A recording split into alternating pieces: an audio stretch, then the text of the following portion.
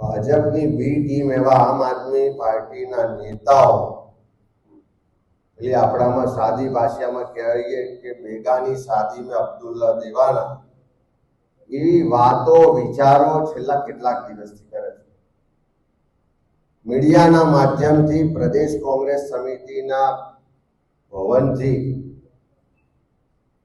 પ્રદેશ કોંગ્રેસ સમિતિના કિસાન સેલના ચેરમેન, અમારા જે કિસાન આગેવાનો છે પાલભાઈ આંબલિયાથી લઈને મહેશભાઈથી લઈ અમારા સેવાદળના રાષ્ટ્રીય અધ્યક્ષ લાલજીભાઈની ઉપસ્થિતિમાં આખા કાર્યક્રમની જાહેરાત કરવામાં આવી હતી.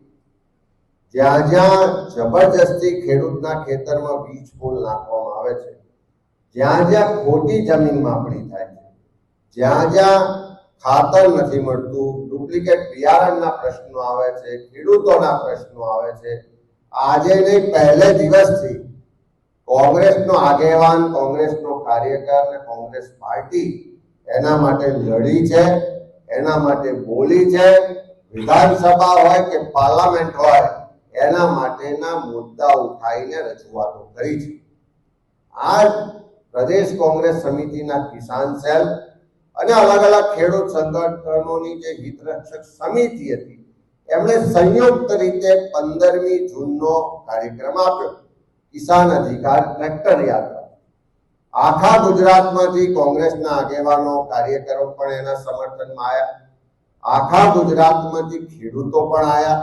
અને જે રીતે નક્કી થયું હતું કે ગાંધીનગર જવું, પણ ક્યાંક ને ક્યાંક સરકારને ડર લાગ્યો, પોલીસને પ્રશાસને પ્રેશર ઊભું કરી અને એવું નક્કી કર્યું કે થોડા લોકોને જવા દઈશું, કારણ કે હજારોની સંખ્યામાં લોકો હતા, હજારોની સંખ્યામાં વાહનો હતા, તો બધા ગાંધીનગર ના જાય અને ફક્ત ને ફક્ત ખેડૂત પરિવારો, ખેડૂત પ્રતિનિધિઓ, ખેડૂત સંગઠનના લોકો ત્યાં જાય, એવા વિચાર સાથે કોઈ સંઘર્ષ કરવાને બદલે ગાંધી સીધા માર્ગે ખેડૂતોને ન્યાય મળે, અધિકાર મળે, એ વાતથી નક્કી કરવામાં આવ્યું.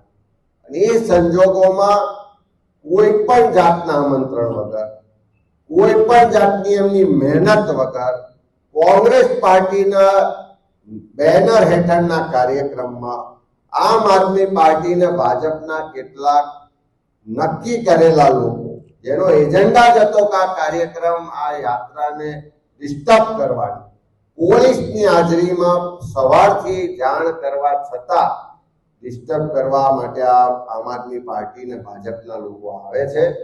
જાણી જોઈને ખેડૂતોને ગેરમાર્ગે દોરે છે કે આપણે ગાંધીનગર શું કામ નહીં જવું, ગાંધીનગર જવાનું જ હતું, નક્કી કરેલા લોકો જવાના હતા.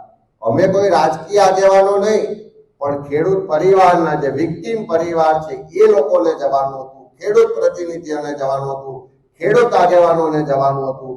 અને સરકાર તરફથી નક્કી પણ કરવામાં આવ્યું હતું કે એમને અમે મળીશું, એમનું આવેદન, એમની વાત છે એને અમે સાંભળીશું, સ્વીકારીશું.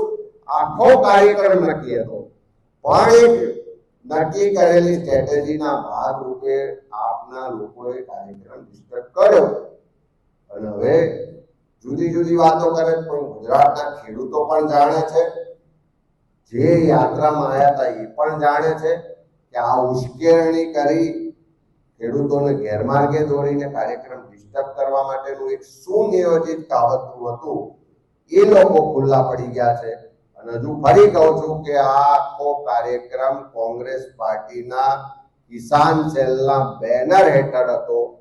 એમાં આમ આદમી પાર્ટીએ આજે કોઈ વાંધા વચકા કાઢવાની જરૂર નથી. તમારામાં તમે જે હળવદમાં કર્યું છે, હળદરમાં, કે તમારા રાજકીય એજન્ડા માટે, તમારા રાજકીય ફાયદા માટે અરાજકતા ઊભી કરી, ખોટી રીતનો સંઘર્ષ ઊભો કર્યો, લોકોની સહાનુભૂતિ જીતવાનો પ્રયત્ન કર્યો.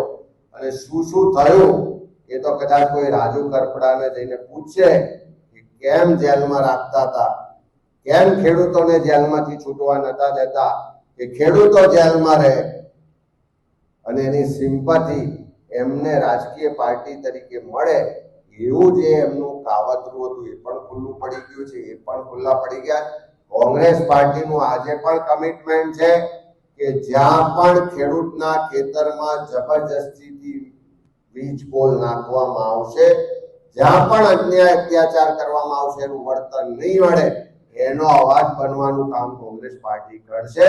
અને ખેડૂતોની જે માંગણીઓ છે એ સંપૂર્ણ જેવા થવા જોઈએ, ખોટી જમીન માપણી રદ થવી જોઈએ, ખાતર બિયારણ સરળતાથી સારી રીતે મળવું જોઈએ અને સાથે સાથે જે બીજા એના ઉત્પાદનના પૂરતા બજાર ભાવ ને બાકીની માંગણીઓ ને લઈને આખા ગુજરાતમાં જ્યાં પણ જે પણ ખેડૂત લડે છે એને અમે સમર્થન કરીએ છીએ ને એની માટેની લડાઈ કોંગ્રેસ પાર્ટીની ચાલુ રહેશે.